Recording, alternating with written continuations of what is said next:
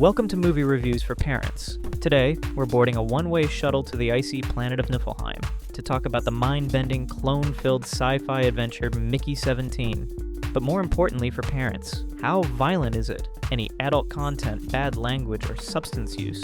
And should your kids join the ride? Let's find out.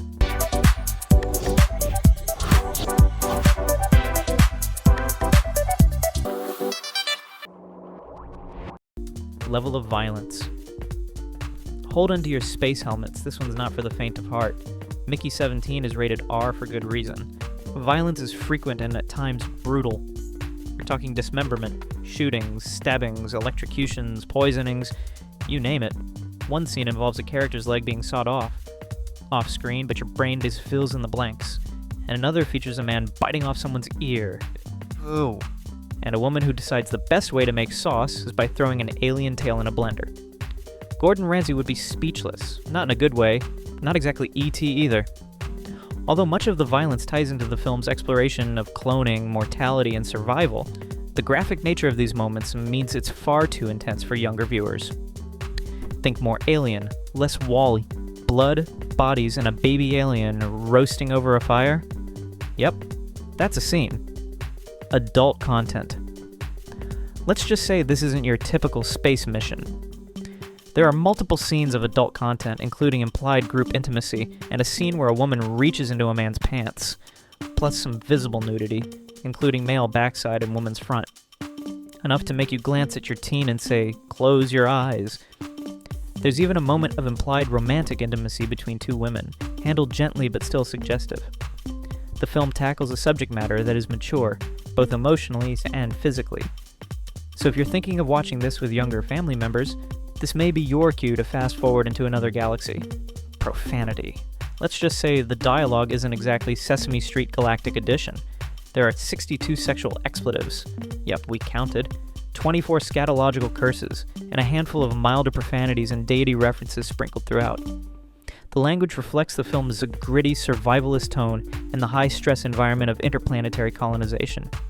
It's realistic, but it's also intense. If you're looking for clean dialogue, Mickey 17 is not the mission for your crew. At this point, we would like to ask if you found value in this video so far. Then please thumb up, subscribe, and tickle the notification bell. Your support is much appreciated. Substance use.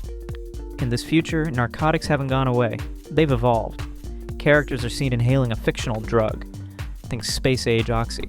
And there's talk of addiction and drug deals. Alcohol makes an appearance too, though it plays a minor role compared to the more serious substance use. It's not glamorized, but it's present enough to raise a flag for concerned parents. The plot. With a running time of 2 hours and 17 minutes, Mickey 17 is the story of Mickey Barnes, your average guy. If your average guy is a disposable, regenerating clone sent to colonize an ice cube of a planet called Niflheim, sounds cozy, right? But Mickey isn't just any poor soul in a space parka. He's what the government lovingly calls an expendable.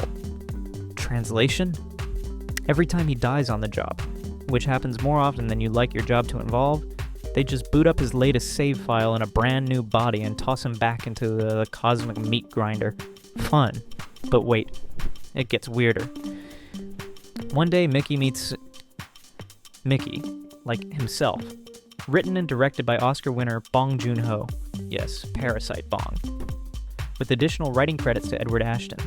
Starring Robert Pattinson, Naomi Ackie, Steven Yeun, and Mark Ruffalo as Kenneth Marshall.